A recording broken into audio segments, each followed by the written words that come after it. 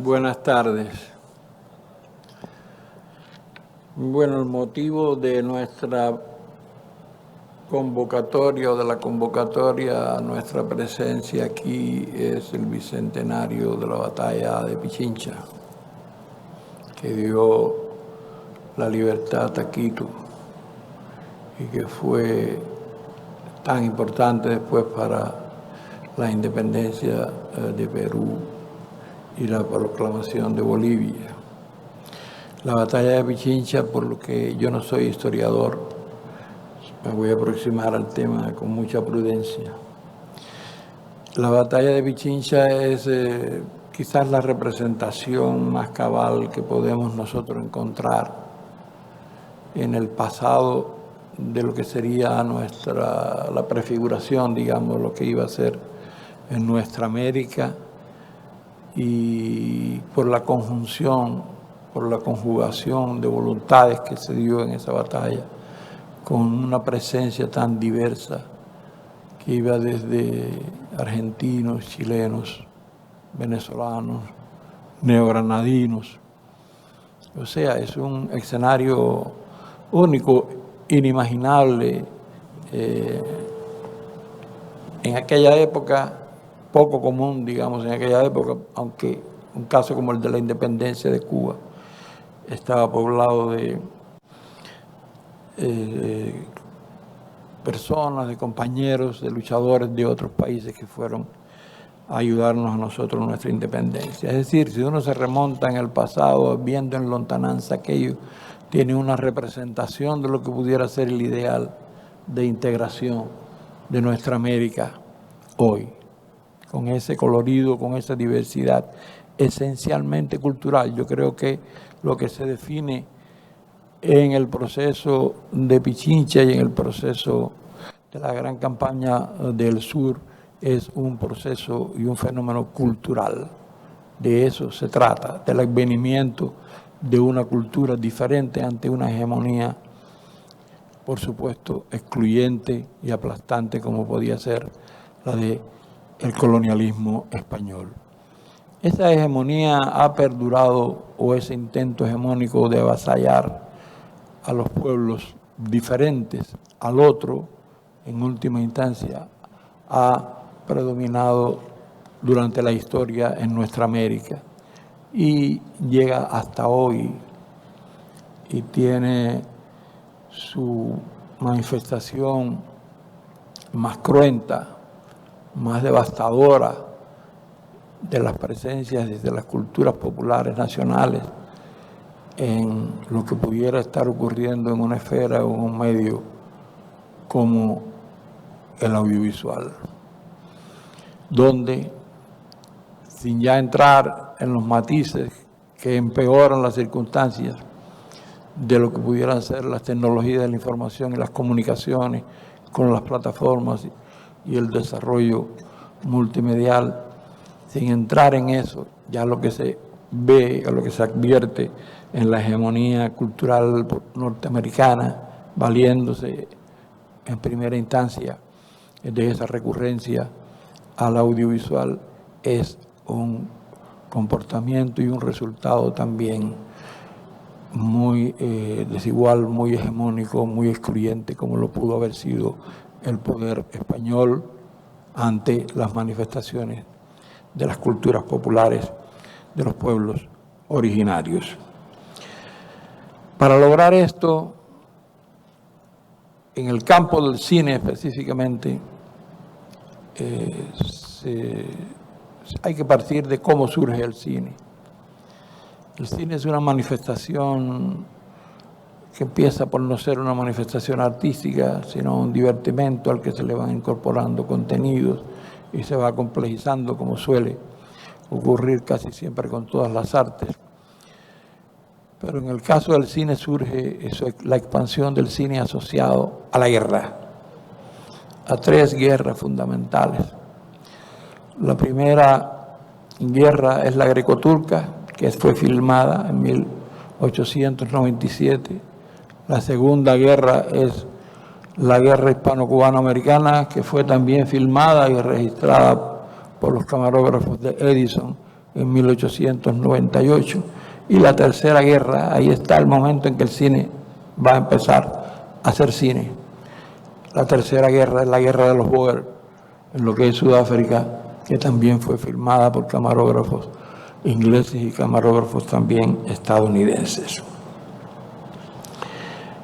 Este proceso histórico del cine, en que se ve asociado siempre a los grupos de poder y como un arma excelente de dominación, hay que partir que los hermanos Lumière, cuando firman la salida de los obreros de su fábrica, realizan 8 tomas de esas salidas de sus obreros de su fábrica. En las 8 tomas aparece un perro.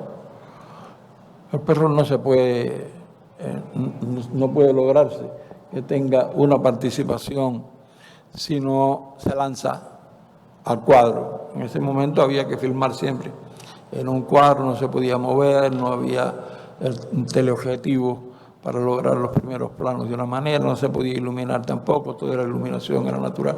Es decir, 8 veces se lanzó el perro a la escena para filmarlo de la mejor manera. Eso implica que o significa que los hermanos Lumière estaban conscientes o lo hacían de manera deliberada, eso porque querían mostrar los obreros de su fábrica.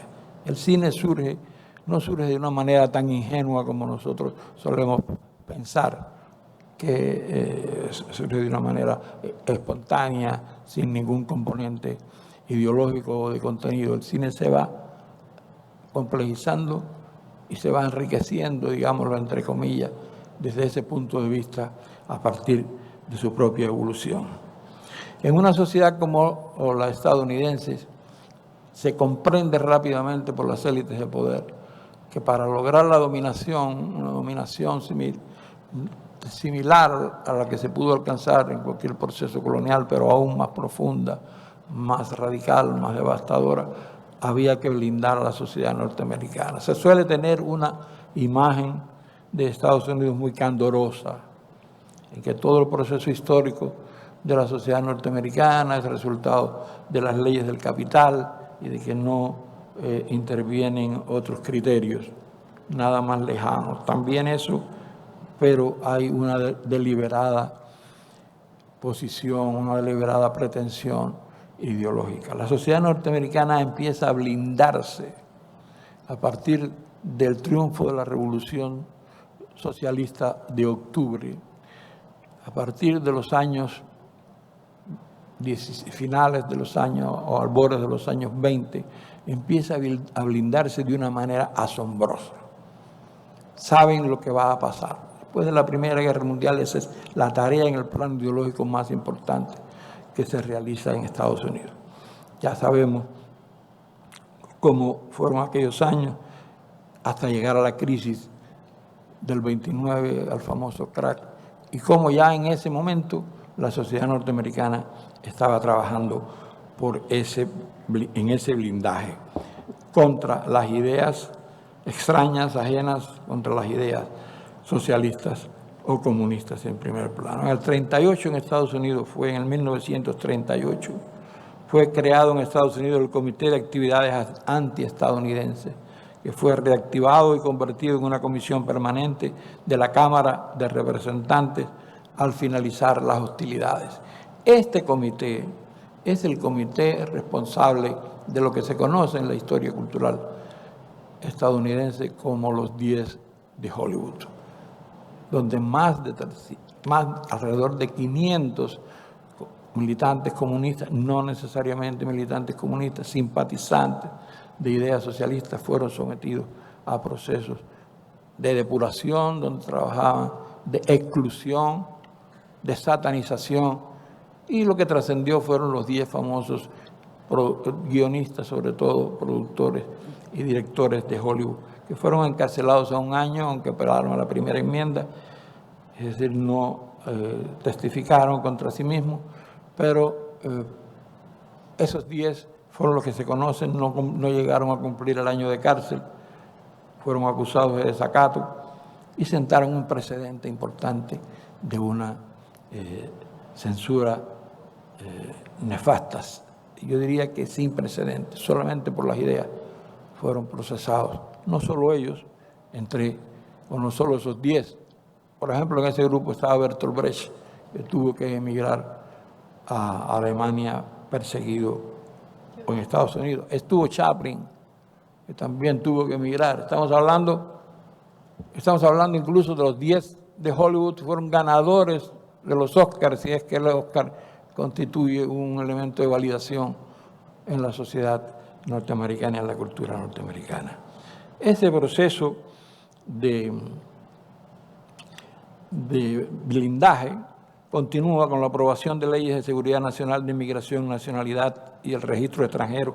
En Estados Unidos se insiste mucho en el tema del censo. Constantemente se cambia el censo porque el censo tiene mucho que ver, no solo con que los demócratas son más, o los inmigrantes son partidarios de los demócratas, sino tiene que ver con el control, porque siempre se introducen preguntas nuevas que van a fortalecer los mecanismos de represión de esa sociedad. Y se promulgan leyes de extranjeros y se hace, por ejemplo, en 1947, un programa de lealtad de los empleados federales. Hay que firmar lealtad al gobierno. Después, o antes, ya en 1930, se crea el Código Hays. El Código Hays es una cosa aberrante. Jamás uno puede imaginarse que ese código exista y que se aplique a una manifestación artística.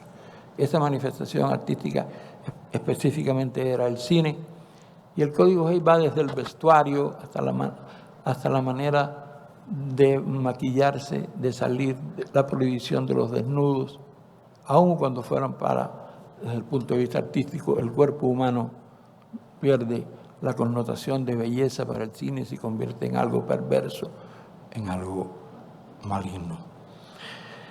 Ese proceso va a dar como resultado una maquinaria mediática y de dominación sin precedentes. Sin precedentes. Una de las características que tiene esa maquinaria en su implementación, en la manera como se comporta, es que resulta agradable. Es una suerte de suicidio placentero el que todos los días nosotros cometemos. No se trata de dejar de ver el cine norteamericano, ni dejar de reconocer las buenas películas que existen incluso en Hollywood. Hollywood no como un escenario geográfico, no como un espacio geográfico, sino como un modelo estético y un modelo de dominación, un modelo que se va incrustando, que va influyendo y que va adoptándose en diferentes países y que se va canalizando a través de todas las vías posibles de exhibición o de circulación. Ese modelo de Hollywood, uno lo advierte incluso en el cine latinoamericano, cuando se empieza a producir un cine buscando competir en la taquilla con Hollywood y se dejan los presupuestos del llamado nuevo cine latinoamericano que surgiera en los años 60 y que fuera tan importante aquí precisamente en Mérida, en el Comité de Cineastas de América Latina. Se fue renunciando y se ha ido renunciando a eso. Y hoy en día esa dominación es una dominación total, multiplicada a límites impensables por las redes sociales. A límites impensables. Nadie toma conciencia de eso porque todos somos partícipes de la manera más ingenua, ya decía, más placentera, somos cómplices de esta dominación contra la que se luchó en Pichincha, porque fue contra esa misma dominación contra la que se estaba luchando en Pichincha y en la gran campaña del sur. Hoy estamos peor desde el punto de vista de la imagen, digamos, y de la representación de nuestra realidad en los medios. La que prevalece es peor porque hay muchos mecanismos. También tenemos de nuestro lado nuestra resistencia, también tenemos de nuestro lado nuestras formas de representar la realidad con visos propios. Telesur, digamos, pero Telesur no alcanza la resonancia que tiene. Hay países nuestros, incluso amigos, donde Telesur no está en los canales abiertos. Eso es increíble, que todavía países amigos, países que participamos del mismo proyecto, no tengamos Telesur o no se tenga Telesur como una señal abierta. Es por cable o hay que suscribirse a ella o verla en internet o lo que fuere. Incluso uno de los espacios que más se ataca cuando se produce, recuerdo Ecuador, cuando se produce cualquier reacción de las oligarquías, es precisamente Telesur, silenciar a Telesur. Sucede lo mismo en todas partes. Ahora en Ucrania, a partir de lo de Ucrania, el mundo occidental, el mundo europeo cerró completamente a Russia Today, a Sputnik y a otros canales de televisión de los que no se habla, rusos, que iban a dar una visión diferente. No se trata de un tema de la verdad, sino del otro, de la diferencia. De eso se trata para no escribir aquí. Entonces, este largo proceso ha llevado a instituir como principio algo que hasta ese momento de blindaje era normal. La presunción de inocencia ha sido sustituida por la presunción de culpabilidad. Este camino nos lleva a las cárceles secretas a Irak y Afganistán y nos lleva al momento actual, cuando tienes que demostrar no que eres, tienes que demostrar que eres inocente porque ya eres culpable. Es algo insólito, ¿no?, de lo cual no se repara, o en lo cual se repara poco. Ese punto de vista de Hollywood está en todo lo que pudiera ser el modelo artístico, el modelo estético norteamericano. Es el modelo del western, el bueno, el malo, ese es el que predomina. El bueno y el malo visto de esa manera simplista a que lo ve el oeste, a que se ve en los oestes de Hollywood. De hecho, quería terminar, para no extenderme demasiado, al ver esta puesta en escena colonial, al ver estas expresiones, estas manifestaciones de colonialismo cultural de manera tan cruel, tan avasalladora, tan capaz de anular cualquier forma de resistencia, con una caracterización pequeña de lo que pudiera ser Hollywood, o lo que pensamos nosotros que es Hollywood, y lo que significa. En el caso, por ejemplo, de Cuba, creo que en el caso venezolano también, yo no recuerdo muchos casos, si acaso Zapata, Elia Kazán cuando hizo Zapata, pero imagínense, la interpreta Marlon Brando. Es difícil de imaginar que Zapata tenga algo que ver con Marlon Brando. Es una cosa increíble porque tiene que ver mucho con el sistema de estrellas. Pero en el caso de Cuba no hay una sola historia en Hollywood, una sola historia que tenga el punto de vista cubano. No hay un solo héroe de Hollywood, héroe entre comillas o como lo prefieran, que sea cubano. El único es Tony Montana en Scarface de Brian De Palma. Ustedes vieron Scarface, la segunda, la de Brian De Palma, que es un narcotraficante, es un marialito que llega a Estados Unidos y va subiendo, ascendiendo y llega al Olimpo de la droga, va descalificando, va derrotando a traficantes colombianos y latinos, transcurre la historia entre latinos, no llega a hacer lo que Mario Puzo hizo después con el Don, con el último Don, cuando ya los mafiosos van a entrar en el sistema y empiezan a estudiar en Harvard, y empiezan a trabajar en el Departamento de Estado o empiezan a trabajar en el Departamento del Tesoro. No, este es un caso de un delincuente común que llega a Estados Unidos y escala las posiciones más altas. Es una película hoy de culto, larga, muy extensa, pero ese es el único personaje que Hollywood ha encontrado en Cuba. Hay películas de directores de Hollywood positivas sobre Cuba o relacionadas con Cuba, como puede ser Steven Soderbergh con Guerrilla, la película dedicada al Che, como puede ser en el propio El Padrino, la segunda parte, las escenas que transcurren en La Habana, que están bastante bien, de Coppola.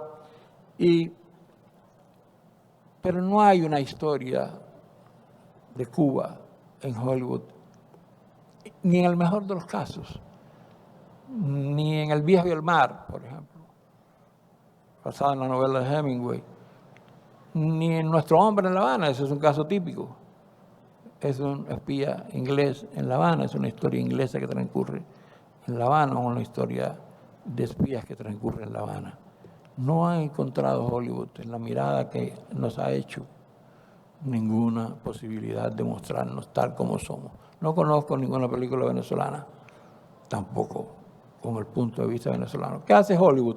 Hollywood puede encontrar Cuba, puede encontrar Venezuela, puede encontrar Argentina, y ahí realiza una historia norteamericana, una historia estadounidense, y esa es una forma también de colonialismo cultural, porque es peor. Nos devuelve nuestra visión de una manera todavía más empobrecida. La mirada que hay en la segunda parte del Padrino, cuando Michael Corleone va en el Cadillac saliendo de La Habana, que está triunfando la revolución, que va dentro del Cadillac y afuera están las manifestaciones, acabando con los parquímetros, que eran un símbolo de la dictadura de Batista y de la corrupción. Eso que se está produciendo, esa mirada que tiene Michael Corleone, es la mirada del cine norteamericano y de la sociedad norteamericana con respecto a la revolución y a Cuba, a lo que representa Cuba. Una mirada ajena, una mirada que no tiene compromiso, una mirada que no hay ninguna relación de empatía.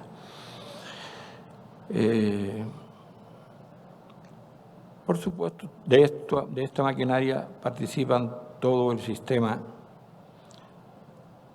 de instituciones, toda la superestructura estadounidense.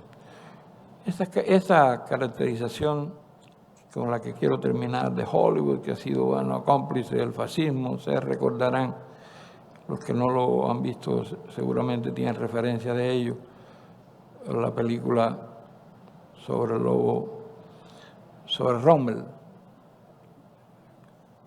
El cine norteamericano llegó a glorificar un mariscal nazi que supuestamente conspiró contra Hitler, pero que fue jefe de la seguridad personal de Hitler,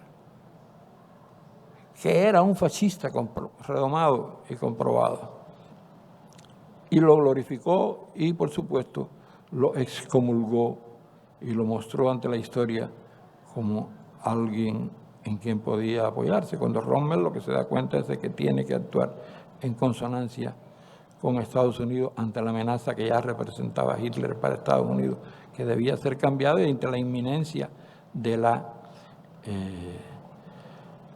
victoria de los soviéticos en la Segunda Guerra Mundial. Victoria que, por cierto, los propios medios han llegado al extremo de mostrar o de pervertir, digamos, y de ocultar, de tergiversar de tal modo que hoy en día no se sabe, la mayoría, en la opinión pública, en las encuestas que se han hecho en Occidente, la mayoría no sabe quién o cree que fueron los norteamericanos la fuerza decisiva en la derrota del fascismo en Alemania. Estoy buscando aquí esa caracterización, pero en esencia más o menos me he referido a ella. Puede afirmarse que en la abrumadora mayoría del cine hollywoodense se advierten las siguientes características: inevitabilidad y superioridad del capitalismo en tanto símbolo del progreso en todos los ámbitos, defensa del status quo como algo normal e imposible de ser cambiado. El capitalismo es una gracia de Dios y el sueño americano, la analogía al paraíso. Nunca ninguna película estadounidense pone en peligro el sistema. Nunca. Siempre. Ni las que tienen que ver con los alienígenas. Utilización de los símbolos del sistema mundo capitalista como recurso fundamental para exponer, defender y reafirmar los atributos y ventajas del propio sistema ante cualquier amenaza, o simplemente como propaganda, la bandera de Estados Unidos, la superioridad militar y tecnológica, la superioridad económica, la superioridad mediática, hegemonía cultural o civilizatoria, modelos y patrones de consumo, racismo explícito e implícito, desprecio, subestimación o inferioridad manifiesta del otro que puede ser un norteamericano de clase baja o de las minorías, un aborigen, un inmigrante ilegalizado, etcétera, o legalizado también.